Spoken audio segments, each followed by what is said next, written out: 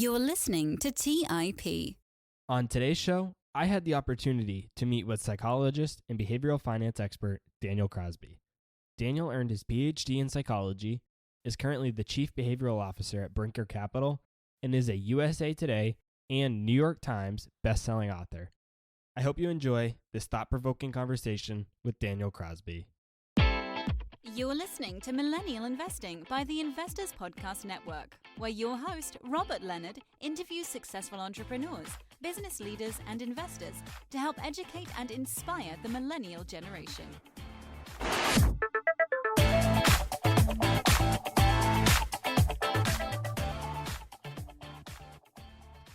Hey everyone, welcome to the show. I'm your host, Robert Leonard, and with me today I have Daniel Crosby from Brinker Capital. Welcome to the show, Daniel. Thank you. Great to be here. For those listening that might not know who you are, can you please walk us through your background and how you became an expert on behavioral finance? Yeah, so I am the chief behavioral officer at Brinker Capital, and I was introduced at an event recently, and someone made the joke that there have been fewer people to walk on the moon than to have the title of chief behavioral officer. So people never quite know what to make of that, but I'll talk about what that is in a second. But I'm actually a clinical psychologist by education. So I went to school and got a Ph.D. in basically being a shrink, right? Like I went to school to learn how to be a clinical psychologist, to talk to people about their problems with anxiety and depression and things like that. I found about 3 years into my program that I wasn't loving it. I wasn't loving that work. And it was just taking a pretty heavy toll on me. And so I loved studying human behavior. I loved thinking about why people acted the way that they did, but I wanted to do that in a non-clinical setting. And so my first job out of my PhD program was actually working with a bank to assess executive talent pre-hire. So I would give them IQ tests and personality tests and things like that before they would come on board. And that's where I discovered this world of sort of mind and markets, learning about behavioral economics and thinking about the way people make decisions with their money. And the rest is history there. I just sort of, started to pursue that in earnest and found it to be a fantastic niche. So, now at Brinker, I'm in charge of basically helping financial advisors to help their clients. Our clients are financial advisors. And so I help financial advisors help their clients to make good choices with their money, which is, as it turns out, incredibly hard to do. Yeah, that's interesting because a lot of times financial advisors are supposed to be that person that helps their clients maintain their behavior. So it's interesting that you're helping financial advisors maintain and have successful behaviors themselves. Well, I think smart people, always get a coach, right? It's interesting. People ask me if I work with a financial advisor, and I do. I have written 3 books on behavioral finance. I could tell you chapter and verse of every study that's ever been written about all the silly things we do with our money and what you ought to do with it. And yet I pay someone to help me manage my money, because I think smart people and humble people know that even if you know a lot about a subject, that's a very different conversation than always doing the right thing. So yeah, I think coaching is an invaluable thing in this world of financial decision making for sure. And that's exactly why this has become one of the most fascinating things that I've studied personally related to finance over the last 5 years or so. It's not necessarily directly about finance. It's obviously about human psychology. What is behavioral finance and why does it have such an impact on one's investing success? Well, so my sort of go-to definition of behavioral finance is it's the study of markets with the messiness of human beings thrown in the mix. If you look at the way that market assumptions have been modeled historically, a lot of times in standard finance or standard economics, you've had simplifying assumptions about the way that markets work that just assume rationality across all market participants. And that's, definitely not the case. We've seen time and time again. So behavioral finance is just finance that accounts for human nature. And, I've written articles that say I have 3 young children, and I hope that when my children go to college, they're not able to take a course in behavioral finance, because I hope that the idea that finance is anything but behavioral will be so, long gone that it'll just be finance at that point, and it'll just be second nature for us to account human tendencies when we're talking about finance. Because of course, human beings are the fundamental units of capital markets, right? I mean, we are the ones that determine the worth of the different things we trade and bid on. So, I mean, what are markets if not behavioral? So that's sort of what behavioral finance is in a nutshell. It's so interesting because when I was back in college in my undergrad and even my MBA program, we didn't study behavioral finance at all. It was more historical, more theoretical formulas and modeling on what stocks should be valued at. How have you seen what's being taught in colleges, the theoretical finance, compare to behavioral finance in the actual markets?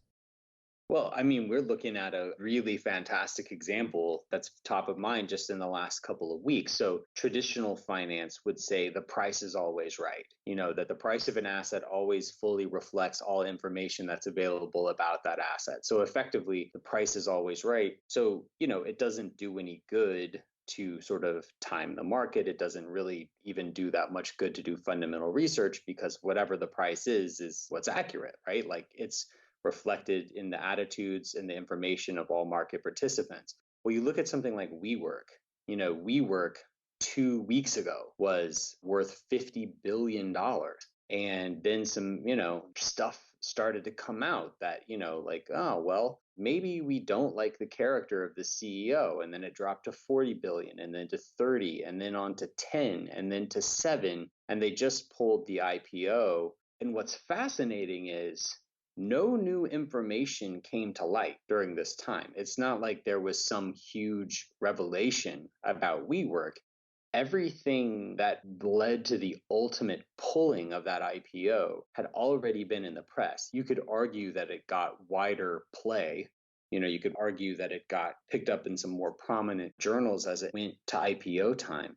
But, for something to go from $50 billion to $7 billion to then not available in the span of a couple of weeks with no new fundamental information coming to light, like that's behavioral finance in a nutshell, is that it's at least as much about sentiment and psychology as it is about intrinsic value. And it shows you how wild these things can swing and how much savvy investors need to account for things like investor psychology.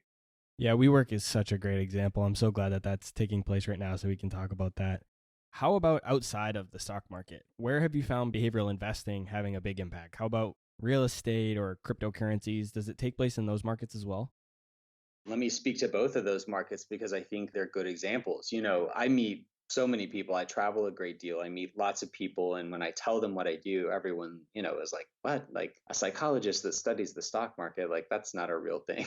But I meet these people and I get to talk to them and hear, the people I'm sitting next to on a plane give me their, candid insights into markets. And one of the things that I very, very commonly hear is I don't like to invest in the stock market, which a lot of these folks will refer to as being like Vegas. The stock market's just roulette, like it's like Vegas, which is, of course it's not. But they'll say, I like to invest in, bricks and mortar. Like I like to invest in real estate and I invest in my home, which, I'm speaking to you from my home. I'm a homeowner. I'm not against that. But, a home has a number of interesting characteristics that make it a more comfortable investment than, say, stocks for a lot of people. Think about your home. Your home has historically been pretty illiquid, and you haven't known minute to minute what your home was worth. Right? You didn't drive home and, there's not a sign in your front yard that says, hey, your home is worth 2% less today than it was yesterday for you to panic and freak out. And so people like to invest in real estate because in a way it forces them to be good behavioral investors. It sort of ties their hand. You have to be a medium to long-term investor unless you just want to invoke some pretty significant churn fees where you know what you're doing flipping houses. It's been opaque. It's been illiquid. And oddly, those are things that have made it a really attractive investment from a behavioral standpoint, even though if you look at Robert Shiller's research on residential real estate has appreciated at about 2.5% a year in the US over the last 100 years, like it's keeping up with inflation. It sucks. It's a terrible investment. But people think it's great because they don't have to watch it go up and down every day. They can't check the price on their iPhone and freak out about it. Now, interestingly, Zillow is kind of changing all that because, every month, I think it is, I get a thing from Zillow with my home and it says, this is what your home is worth now. And it'll swing pretty wildly. It'll swing 5 and 6 figures swings since the time I bought it. And so it'll be interesting as technology improves and things like Zillow come into play. Will people start to panic and freak out and make the same mistakes with their home that they have historically with stocks? Maybe. And then cryptocurrency is just an incredible example because in many respects, cryptocurrency is no different than currency. Currency, the only reason that you and I spend our days toiling away for little green pieces of paper is because we believe in it, right? This is backed by nothing more fundamental than our faith, our belief in this system of the little green paper getting us the stuff we want. So cryptocurrency, a lot of people poo-poo it, but cryptocurrency is no better or worse than regular currency in that respect. It's just newer and it's unproven. So, cryptocurrency isn't really backstopped by anything fundamental the way that a house is.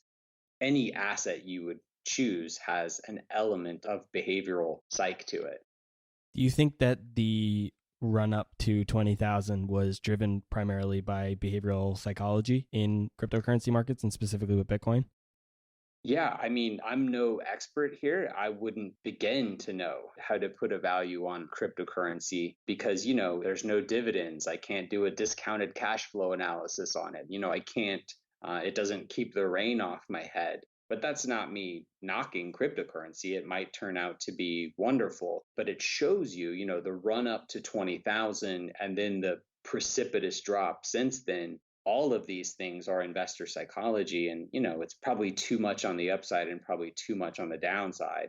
But one thing that's true about human nature is we tend to project the recent past into the future indefinitely. Like this is one of the things that we do. So when Bitcoin was climbing from 5 to 10 to 15 to 20, people would look at that recent past and go, oh my gosh, Bitcoin's never coming down.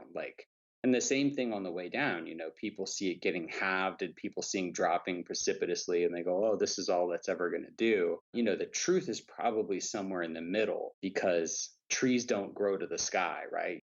It's not going to go up forever.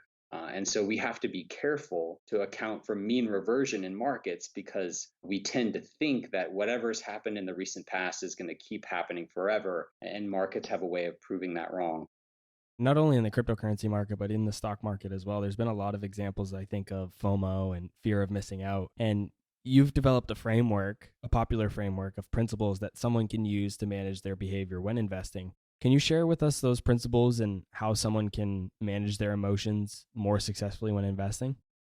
There's these 4 biases that I've coined. So I looked at the research into investor bias and found that there were over 177 different cognitive errors that we fall prey to, which is, crazy. How do you account for, not doing 200 things wrong? And so what I did was I drilled down into these nearly 200 things and said, okay, what are the sort of psychological tendencies that underlie these 200 things? Because they're not all that different. And so the thing that I walked away with was 4 things. The first was ego, which is this tendency of ours to be overconfident. The second is emotion, which is our tendency to let our heart run away with our head. The third was conservatism, which is our tendency to be sort of lazy and prone to the status quo and being risk averse. And the final one was attention, which is the tendency for us to evaluate the likelihood of something not on how probabilistic it is, mathematically speaking, but how salient it is psychologically.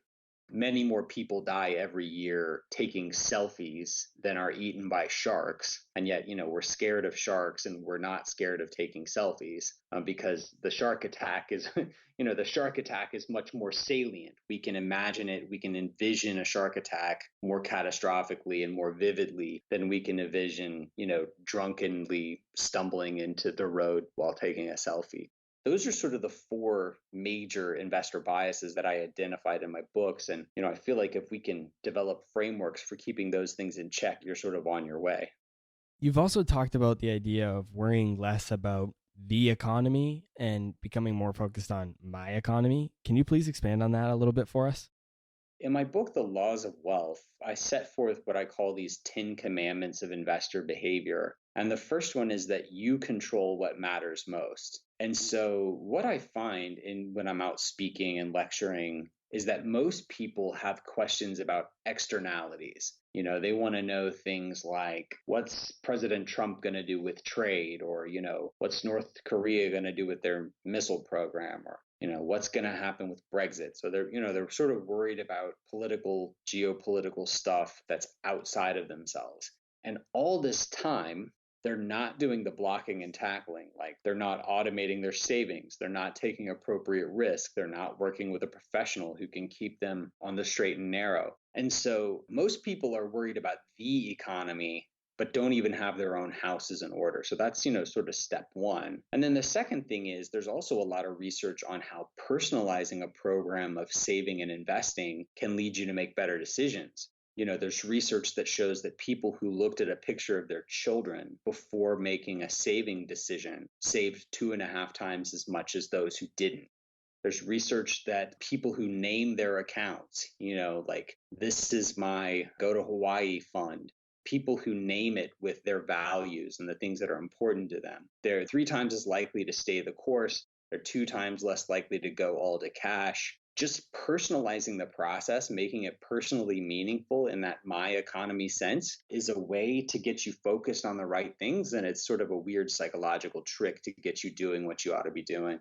Shifting away from investing a little bit to personal finance is relatively simple concept to master. It's not easy, but it's simple.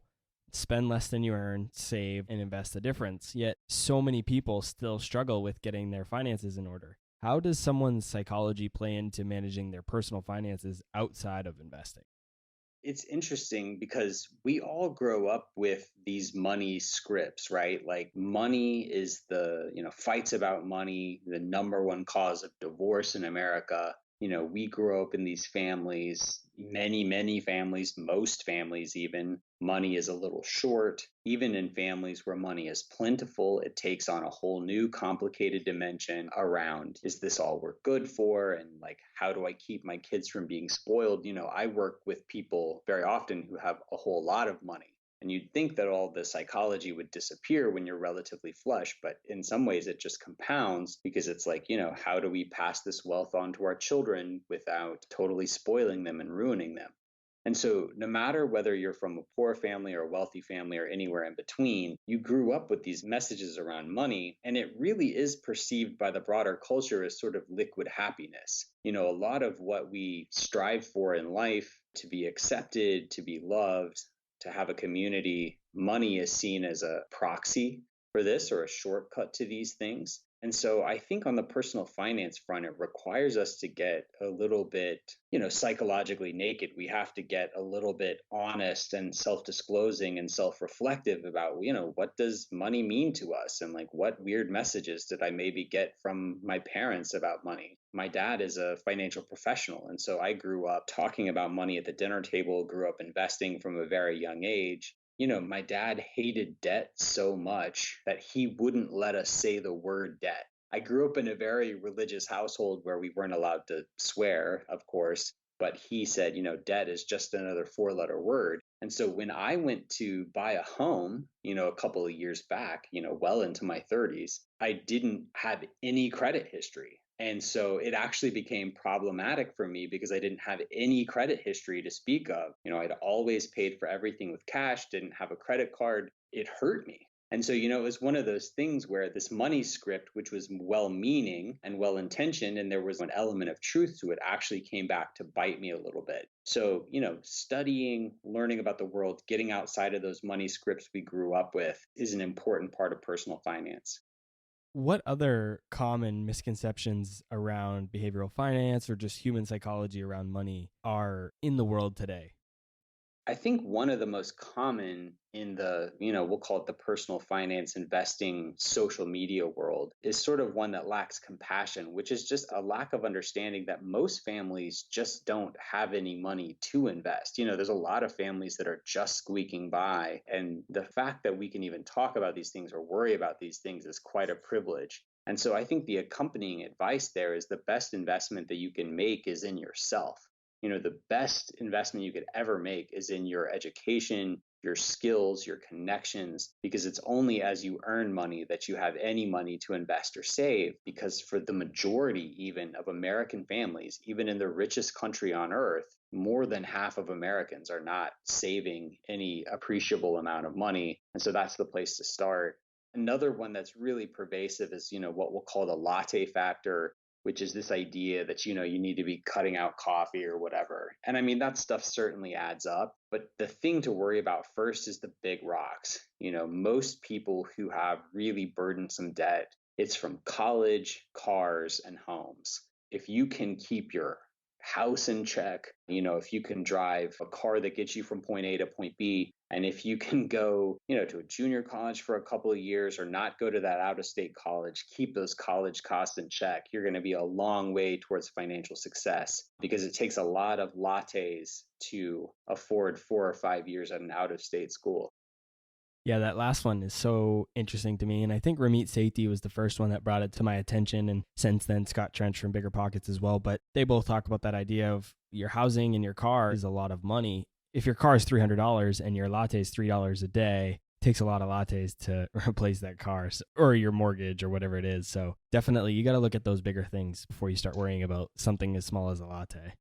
Well, I mean, I used to work at a private school where the tuition was about $55,000 a year, to say nothing of the living expenses required to live in a major American city, call it 10 or 15 grand conservatively for, living expenses. And you're staring down a $300,000 bill after you graduate with your bachelor's in Renaissance jewelry studies or whatever. So, I mean, it's very, very tricky. So those things are big. And unfortunately, when we're considering them, our brains aren't even fully formed. When folks are making these decisions about whether or not to get a credit card in college or what major to study or what school to go to, I mean, scientists now know that your prefrontal cortex isn't even all there yet. And so we're making big decisions about our financial future with sort of a cognitive deficit. So it's a tricky thing that I have a lot of empathy for. Yeah, it's interesting too, because a lot of times from people I've talked to and just experiences I've had, people often feel worse spending that $3 a day or even a couple times a week on a coffee than they do at first when they spend college. If they're in college, they're not even really realizing, they don't feel bad about spending that $55,000 a year. Whereas if money starts to get a little tight and they're still buying their lattes, they start to feel bad about that. So it's a really interesting dynamic that's played with human psychology.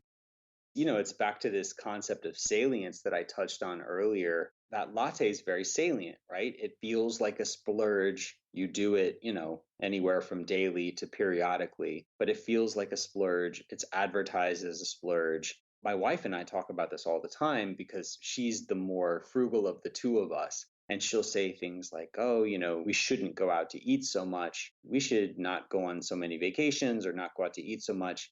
And, I'll kind of show her the math and say, look, if we really want to save money, the thing that we should do is move to Tennessee or Florida. We live in Atlanta and there's no state income tax.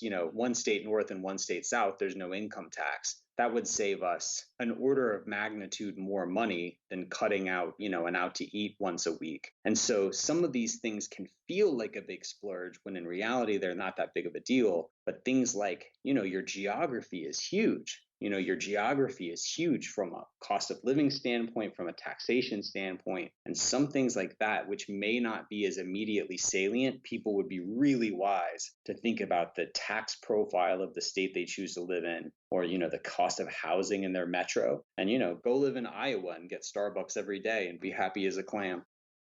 Those two are such good examples because if you were to move from Atlanta to a state that had no income tax, and you were in a city that you liked, you had friends and family around just like you do in Atlanta, ultimately, you're probably going to be just as happy in Atlanta as you are in your new city. So your happiness and your overall well-being isn't changing much. But if you go and cut all of your vacations, that's something you really enjoy. And by cutting those, yeah, you might be able to save some money, but you're not going to be as happy. It brings up a great point about how to spend money for happiness too. And there's great research on this.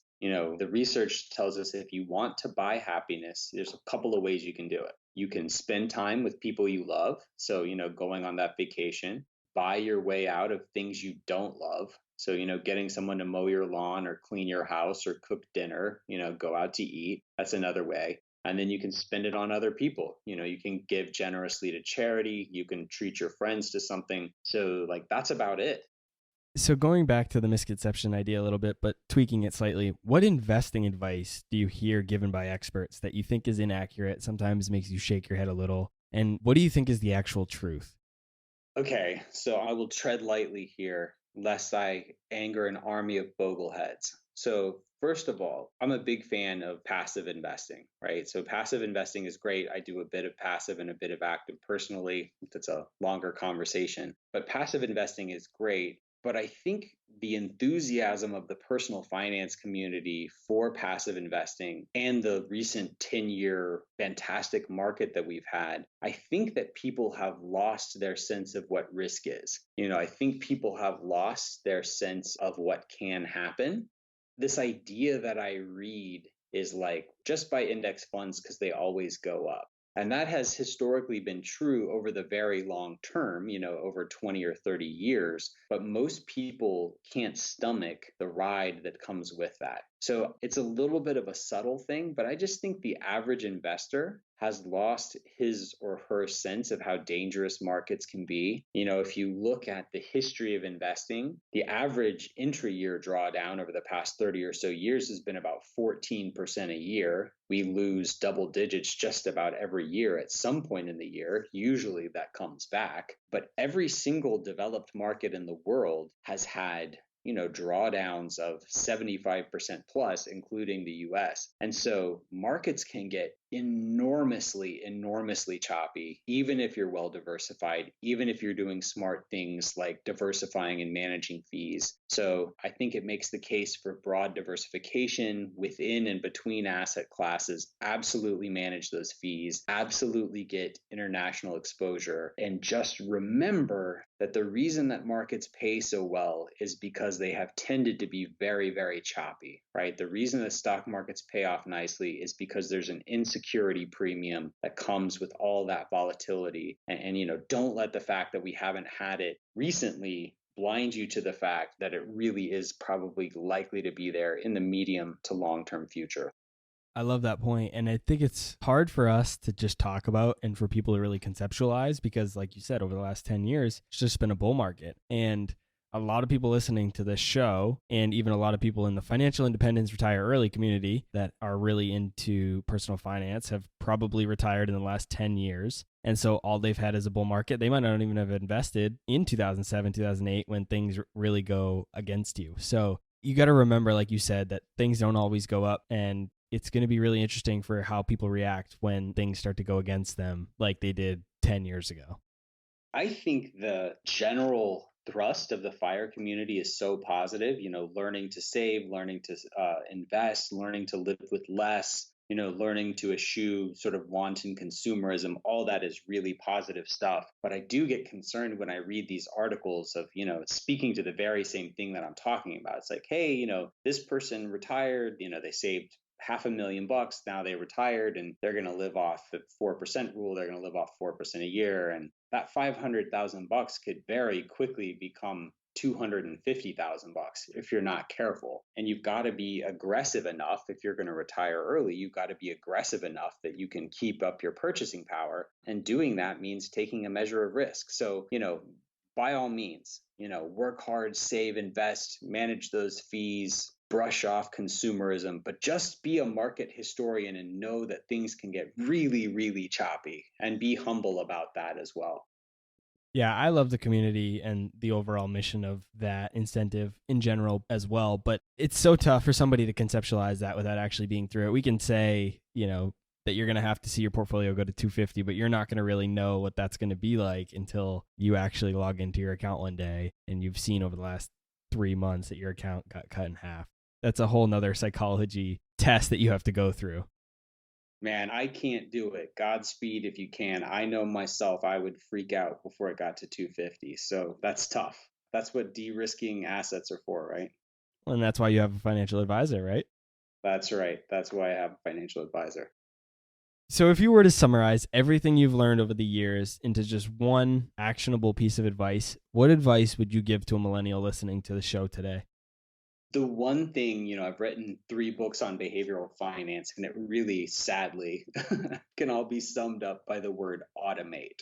So this works on multiple fronts, right? We know that automating withdrawals and automating the process of escalating your contribution over time leads people on average to save much more. So we know that automation helps with the saving and escalation process. But automation also really helps with investing. Automating what you hold, the type of things you hold, when you rebalance, when you buy and when you sell.